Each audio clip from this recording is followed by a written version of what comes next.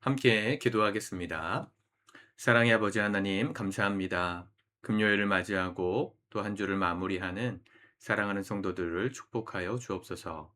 새 하루를 살아감에 우리의 마음에도 새 마음을 주시고 또 이 하루를 승리할 수 있는 새 은혜를 하늘로부터 내려주셔서 우리의 마음에 어떠한 환경에도 요동하지 않고 우리를 승리케 하시는 주님의 이름을 세상 가운데 드러내는 승리자들로 오늘 하루 인도받을 수 있도록 함께하여 주옵소서. 예수님의 이름으로 기도드립니다. 아멘. 우리 찬송가 382장 찬양하시겠습니다.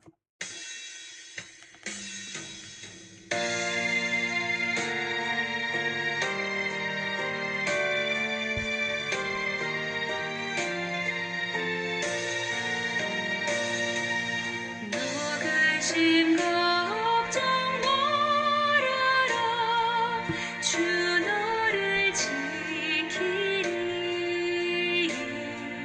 주 날개 밑에 거하라 주 너를 지키리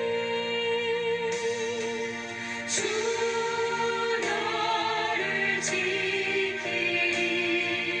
아무 때나 어디서나 주 너를 지키리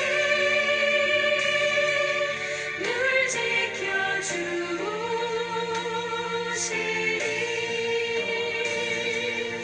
어려워 낙심될 때에 주 너를 지키리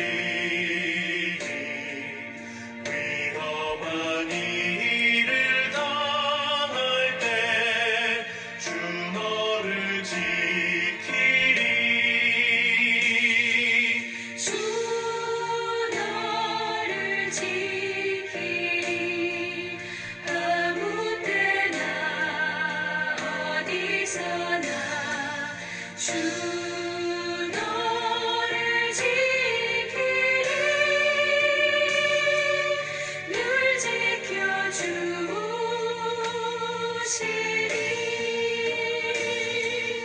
어색한 일이 되어지고 주 너를 지키리 구하는 것을 주시며 주 너를 지키리 주 너를 지키리 아무 때나 어디서나 주 너를 지키리 늘 지켜주시리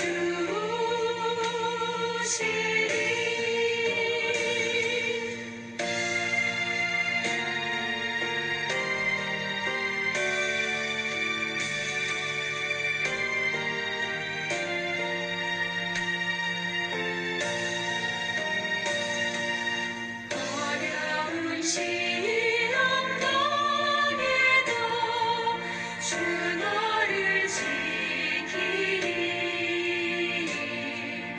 구주의 품에 거하라 주 너를 지키리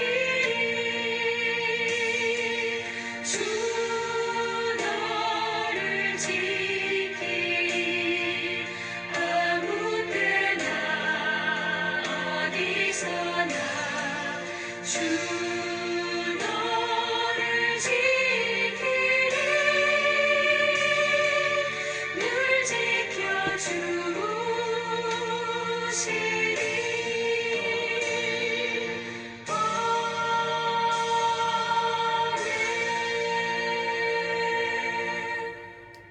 아멘.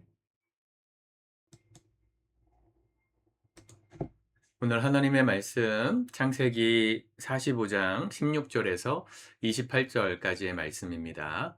같이 읽고 묵상하도록 하겠습니다.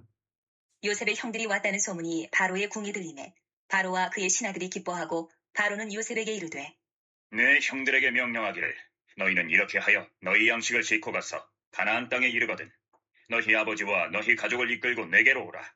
내가 너희에게 애굽의 좋은 땅을 주리니 너희가 나라의 기름진 것을 먹으리라. 이제 명령을 받았으니 이렇게 하라. 너희는 애굽 땅에서 수레를 가져다가 너희 자녀와 아내를 태우고 너희 아버지를 모셔오라. 또 너희의 기구를 아끼지 말라. 온 애굽 땅에 좋은 것이 너희 것임이니라. 이스라엘의 아들들이 그대로 할세 요셉이 바로의 명령대로 그들에게 수레를 주고 길 양식을 주며 또 그들에게 다 각기 옷 한 벌씩을 주되 베냐민에게는 은 300과 옷 5벌을 주고 그가 또 이와 같이 그 아버지에게 보내되 순나기 10필에 애굽의 아름다운 물품을 실리고 암나기 10필에는 아버지에게 길에서 드릴 곡식과 떡과 양식을 실리고 이에 형들을 돌려보내며 그들에게 이르되 당신들은 길에서 다투지 말라. 하였더라. 그들이 애굽에서 올라와 가나안 땅으로 들어가서 아버지 야곱에게 이르러 알리어 이르되 요셉이 지금까지 살아있어 애굽 땅 총리가 되었더이다. 야곱이 그들의 말을 믿지 못하여 어리둥절하더니 그들이 또 요셉이 자기들에게 부탁한 모든 말로 그에게 말하매 그들의 아버지 야곱은 요셉이 자기를 태우려고 보낸 수레를 보고서야 기운이 소생한지라. 이스라엘이 이르되 조카도다. 내 아들 요셉이 지금까지 살아있으니 내가 죽기 전에 가서 그를 보리라. 하니라. 아멘. 오늘 요셉의 형들과 또 요셉이 화해하는 그 장면이 이집트 전역에 특별히 바로의 궁 안에서 이 축하의 대상이 된 것을 봅니다. 오늘 16절에 보니까 요셉의 형들이 왔다는 소문이 바로의 궁에 들림에 바로와 그의 신하들이 기뻐하고 바로는 요셉에게 이르되 내 형들에게 명령하기를 너희는 이렇게 하여 너희 양식을 싣고 가서 가나안 땅에 이르거든 너희 아버지와 너희 가족을 이끌고 내게로 오라. 내가 너희에게 애굽의 좋은 땅을 주리니 너희가 나라의 기름진 것을 먹으리라. 이 창세기의 기사를 가장 먼저 읽었던 독자는 최초의 독자는 출애굽한 이스라엘 백성들이라고 말씀을 드렸죠. 하나님께서 세상을 어떻게 창조하셨는가? 우리 민족의 시작이 어떻게 시작되었는가? 또 우리 12지파의 조상인 야곱의 아들들은 왜 우리가 이 이집트 땅에서 노예살이를 하게 되었는가? 그 역사를 한번 정리할 필요가 있었을 겁니다. 아마도 모세를 통해서 하나님께서 계시하신 이 아브라함, 이삭, 야곱의 역사, 특별히 이 12지파를 통해서 하나님께서 이스라엘 백성들을 이집트까지 인도하셨던 그 첫 번째 의도와 걸음을 이스라엘 백성들, 출애굽한 이스라엘 백성들이 처음으로 확인하는 기사였을 겁니다. 그들이 처음으로 애굽에 갔을 때는 어떤 존재로 간 겁니까? 환영받고 또 애굽의 왕 바로가 그들에게 가장 좋은 것을 주겠다고 약속해서 초청해서 간 겁니다. 근데 430년 동안 그들은 어떻게 살았습니까? 노예로 살았죠. 원래는 하나님의 백성으로 이 이스라엘을 비롯해서 그 당시 기근으로 죽어가는 고대 근동 지역 전역의 백성들을 살리는 제사장 나라로 하나님의 영광을 드러내는 나라로 주님께서 부르셨던 건데 어느 순간에 이 악한 바로 왕이 등극하고 그들을 노예로 부리기 시작하면서 이스라엘 백성들 마음에도 노예 근성이 자리 잡혔을 겁니다. 태어나 보니까 노예였어요. 지금 출애굽한 사람들은. 그러니까 나의 이 노예의 신분을 누구에게 원망해야 되나 늘 그게 마음의 울분이었을 건데 사실은 노예가 아니었구나. 하나님의 택한 백성이고 이집트 땅에서도 대접받기 위해 초청받았던 귀빈이었구나. 그걸 처음 들었을 때 얼마나 마음에 감동이 있었겠습니까? 그들은 끼케야 광야 생활이 힘들다고, 목마르다고, 배고프다고 종되었던 그 이집트 땅에서 고된 노동을 하고 먹었던 따뜻한 수프 정도 먹고 싶다. 이 정도의 소원만 갖고 있었던 그들에게 아니야. 너희는 종이 아니었고 하나님의 귀빈이었어. 하나님의 축복받는 하나님의 은혜를 세상 가운데 흘려보내는 복의 통로였어. 라고 처음 들었던 그 백성들의 마음에는 큰 위로가 있었을 겁니다. 20절 또 너희의 기구를 아끼지 말라. 온 애굽 땅의 좋은 것이 너희의 것임이라. 이 바로가 해준 말인데요. 이 출애굽했던 이스라엘 백성들이 사실은 도망치듯 하나님의 기적 사건을 통해서 출애굽했는데 그때는 주변에 이집트 땅에 있는 장자 심판으로 초상집이 난 이집트 사람들의 물건과 귀중품을 다 가지고 나오는 사건이 있었는데 원래는 그게 그들의 것이었다는 거죠. 훔친 게 아니고 원래 그들의 것이었다. 여러분 우리도 마찬가지입니다. 죄의 종노릇하던 우리가 하나님의 은혜로 구원받은 거. 그게 우리의 아 삶의 구원의 과정이지만 사실은 종 되기 이전에 우리는 이미 하나님의 택한 백성 자녀였습니다. 그런데 왜 우리에게는 죄가 익숙할까요? 그 삶만 그렇게 죄로 찌들은 인생만 보고 자랐기 때문입니다. 모델링이 얼마나 중요한지 보고 자라는 대로 말하고 보고 자라는 대로 행동합니다. 아이들은 참 무서울 정도로 부모를 닮아요. 어디서 이상한 애가 나왔네. 그런 말을 하지 마십시오. 부모가 그렇기 때문에 자녀가 그런 겁니다. 거의 90%의 영향력은 부모에게 있어요. 자녀는 이상하게 나를 안 닮은 것 같다. 나는 저런 모습 없는데 누구 닮은지 모르겠다. 물론 그 아이의 고유한 특성도 있겠지만 다 보고 배운 겁니다.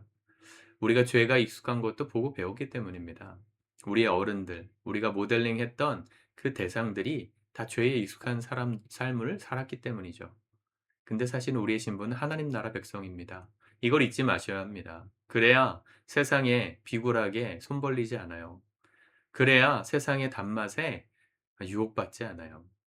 이스라엘 백성들은 하나님께서 부르셨던 귀중한 사람들이었다. 예. 24절. 이에 형들을 돌려보내며 그들에게 이르되 당신들은 길에서 다투지 말라 하였더라. 요셉이 형들을 보내면서 아버지 모시고 와라 하면서 당부했던 말인데 당부에 여러 가지가 있었겠지만 제일 기록한 건 뭐예요? 다투지 말아라.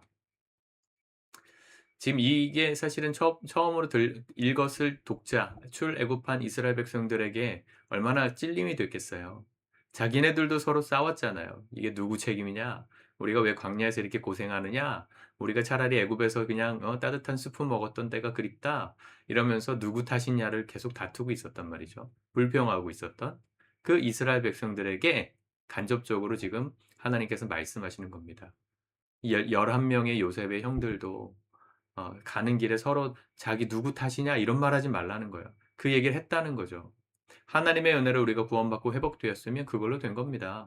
과거 따져 가지고 다시 뭐 사사건건 누가 잘했느니 못했느니 시시비비를 가려봐야 무슨 의미가 있습니까? 이미 하나님이 우리를 출애굽시켜 주셨고 구원해 주셨고 죄의 종으로부터 자유케 해 주셨는데 이게 누구 탓이냐? 내 인생이 왜 이렇게 힘든 거냐? 여전히 복귀해 봐야 무슨 의미가 있냐는 거죠. 우리의 삶에도 이런 의미 없는 다툼이 사라지시기를 축복합니다. 내가 구원받은 은혜가 크면 나를 괴롭히던 또 내 마음을 불편하게 하던 다툼의 거리들도 작아져요. 반대로 하나님의 은혜가 내 안에서 식어지면 내 마음에 불편한 다툼거리가 커지는 겁니다. 우리의 인생을 보고 일상을 들여다보시면서 오늘 내 입술에 불평이 많은지 아니면 감사가 많은지를 돌아보십시오. 그게 지금 내 마음의 은혜의 수준을 말해주는 시금석입니다. 바라기는 금요일인데 한 주를 잘 마무리하시는 축복이 있기를 바라고 또 우리 마음을 여유롭게 하셔서 하나님의 은혜로 채워서 좀 여유롭게 다툴 일들이 있을 때도 좀 너그럽게 그렇죠. 우리의 마음이 여유가 있어야 돼 하나님의 은혜로. 하다못해 복권만 당첨돼도요. 인생에서 여유가 생기던데요. 어? 팍팍하게 살던 일상이 조금은 경제적으로든 뭐 생활적으로든 여유가 생기면 웃어 넘길 수 있는 여유들이 있더라고요. 예, 뭐 제가 로또가 된 건 아닌데 어쨌든 복권이 되거나 그래도 세상에 돈도 그 정도의 능력이 있다면 하나님의 복음의 능력은 그보다 훨씬 더 큰 겁니다. 우리가 경험을 못해서 그러지 그걸 믿지 않아서 그렇지 하나님의 은혜가 우리 안에 풍성하면 웃어 넘길 수 있고요. 다투지 않을 수 있고요. 이해할 수 있고 용납할 수 있습니다. 가정에서, 직장에서 또 개인적으로 여러분들의 삶에 은혜가 충만하시기를 구하는 오늘 하루 되시길 바라고 오늘 금요 기도에도 있습니다. 기도는 은혜를 채우는 시간입니다. 다 괜찮아, 괜찮아. 좀 쉬어야 돼. TV도 좀 보고 스마트폰도 보면서 나 좀 쉬어야 돼. 일주일 동안 너무 고생했어. 내가 하고 싶은 걸 해야 돼. 아무리 죄를 채워봐도요. 나를 위한다는 핑계로 죄된 것들을 채워봐도요. 허무할 뿐입니다. 은혜로 채우셔야 인간은 살아나요. 그렇죠. 자동차에 기름이 떨어졌다고 식용유, 콩기름 이런 거 붓는 사람 없잖아요. 휘발유를 부어야 또 경유를 넣어야 차에 맞는 기름을 넣어야 가는 거예요. 안 망가지고. 우리의 삶에 우리를 가게 만드는 에너지는 하나님의 은혜입니다. 세상의 도파민이 아니고요. 하나님의 은혜예요. 그걸 채우셔야 고장나지 않습니다. 세상의 것들을 아무리 채워도 잠깐 비슷한 유사 기름처럼 보이지만 내 안이 망가져요. 은혜로 채우시고 기도하러 나오셔서 채우시고 부르짖어 기도하심으로 하나님을 만나십시오. 하나님 어떻게 만나는 건지를 모르겠다는 분들이 있습니다. 하나님께 여쭤보세요. 주님 저를 좀 만나 주십시오. 주님 만나고 싶습니다. 주님 저에게 확실한 하나님의 은혜를 부어 주십시오. 한 번의 기도로 모든 게 해결될 거라 생각하지 마시고 꾸준히 한번 구해 보세요. 하나님께 1년 정도 금요기도에 매일 나와서 매주 나와서 하나님 내가 주님 만나고 싶습니다. 부인할 수 없는 은혜와 간증과 체험을 주세요. 나에게 말씀해 주세요. 기도해 보세요. 하나님이 왜 그 기도에 응답 안 하시겠어요? 우리가 간절하면 간절히 나를 찾는 자가 나를 만날 것이다 하신 것처럼 오늘 기도의 자리가 그런 은혜의 자리가 되시길 축복합니다. 기도하겠습니다. 주님 감사합니다. 오늘도 하나님의 말씀 앞에 우리의 살아갈 길을 찾습니다. 하나님께서 우리의 삶에 주신 구원의 은혜, 더 이상 죄된 속성에 익숙하지 않고 원래 우리의 신분을 회복한 구원받은 자녀로서의 정체성이 오늘 우리에게 더욱 익숙해짐으로 말미암아 세상 가운데 승리하고 다툼 있는 자리에서 하나님의 은혜로 넉넉하게 웃어넘길 수 있는 여유 있는 그리스도인, 풍성한 그리스도인의 삶을 살아가도록 오늘도 인도하여 주옵소서. 예수님의 이름으로 기도드립니다. 아멘.